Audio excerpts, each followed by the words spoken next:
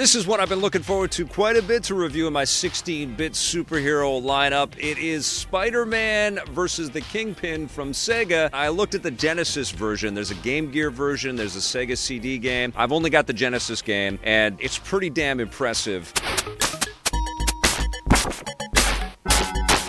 For those that don't know, Spider-Man was the game.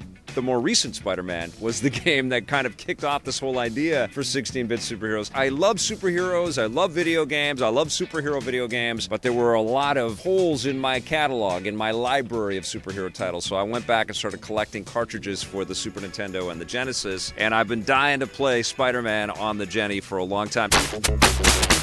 Truth be told, I have been playing this quite a bit. I keep going back to it, but this was the first time that I really kind of forced myself to keep going in the game because it's very difficult. It is a very, very tricky game.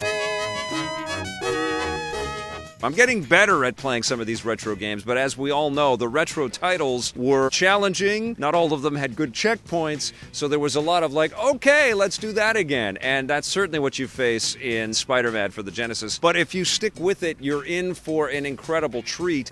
There's lots of great design mechanics in here. One of the ones that I want to point out is the fact that you can take photographs, and as Peter Parker, you use the money that you make from your photographs selling to the Daily Bugle to buy more web shooters and more web fluid for your web shooters.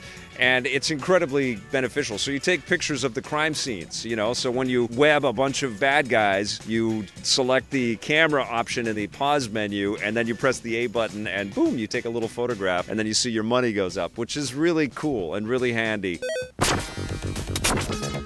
Basically what you're doing in this game is you're swinging and clinging and climbing through the various stages, defeating goon after goon. You can zip them up and web them up to the ground or knock them out if you want to, and then eventually you'll get into a boss fight. And this game features all kinds of great cameos. You're fighting the Kingpin, of course, but you're also going to face Doc Ock. You're also going to face the Vulture and Mysterio and Hobgoblin. So a great cavalcade of Spider-Man, you know, marquee bad guys, which is great.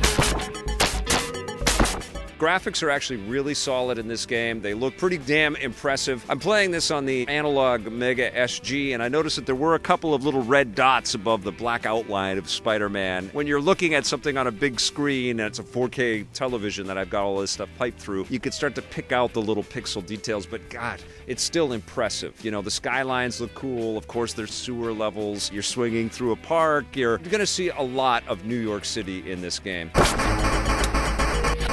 It's not especially long, but it is challenging. So there is a lot of like, okay, we got this far, let's do this level again. Really, this is one of those games where you're just looking for the little intricate space on the bad guy that you either have to punch or web shoot, and eventually you'll take them out and be able to progress. Do I think it's worth the pickup? 100% absolutely. I'd like to check out the Sega CD game, which I heard is superior, but I freaking adore this game. I think it's really cool. It's a little clunky, definitely challenging, and it definitely gets on your nerves as you're getting beat up by some of these old 16-bit bad guys, but God, it's so damn charming and so inventive. It's hard not to love this game. I'm going to give Spider-Man versus the Kingpin for the Sega Genesis an 8.5 out of 10.